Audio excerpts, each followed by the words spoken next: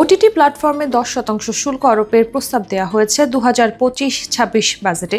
Budget ঘোষণার পরপরই শুল্ক কার্যকর হওয়ায় কন্টেন্ট দেখার খরচ বৃদ্ধির শঙ্কা তৈরি হয়েছে। এই সিদ্ধান্তে তীব্র প্রতিবাদ জানান নির্মাতা আশফাক নিপুণ। বিষয়টিকে তিনি নবীন ও বিকাশমান শিল্পের জন্য হুমকি বলে মন্তব্য করেন।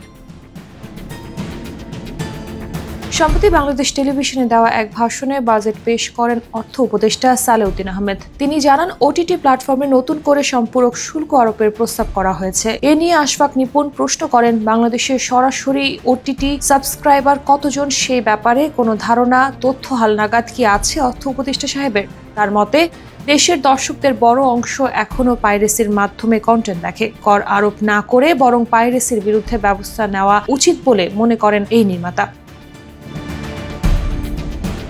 নিপুণ লেখেন, বিশ্বজুড়ে নতুন ও বর্ধনশীল শিল্পকে কর রেয়াত দেওয়া হয়, অথচ আমাদের দেশে মাত্র 5 বছরের মাথায় ওটিটিকে ট্যাক্সের বেড়াজালে ফেলা হচ্ছে। এর প্রভাব সরাসরি পড়বে নির্মাণ বাজেট ও গল্পের বৈচিত্র্যে। পাশাপাশি বৈধ সাবস্ক্রিপশন কমে যাওয়া সহ পাইরেসির সুযোগ আরও বাড়বে বলে মনে করেন তিনি।